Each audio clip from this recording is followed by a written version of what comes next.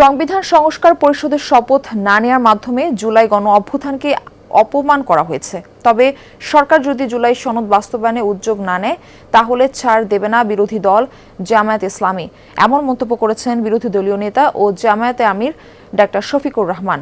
সকালে মিরপুরের ৬০ ফিট এলাকার মণিপুর স্কুলের সামনে পরিষ্কার পরিচ্ছন্নতা কর্মসূচিতে অংশ নেন তিনি। এ সময় তিনি বলেন, প্রতিদিন ফজরের পর আধা ঘন্টা থেকে ১ ঘন্টা ময়লা পরিষ্কার করা হবে। মিরপুর কাফরুলকে মডেল এলাকা হিসেবে গড়ে তোলা হবে। তিনি আশা করেন এই কাজে সরকার ফান্ডিং ঠিক রাখবে। ঢাকায় থাকলে প্রতিদিন ময়লা পরিষ্কার করবেন, ঢাকার বাইরে থাকলে সেখানেও একই কাজ করবেন বলেও জানান আমির।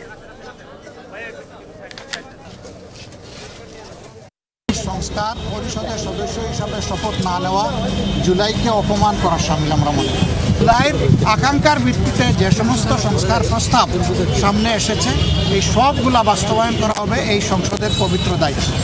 যদি সরকারি দল উদ্যোগ নেয় আমরা বিরোধী দল হিসাবে সর্বাত্মক সহযোগিতা করব।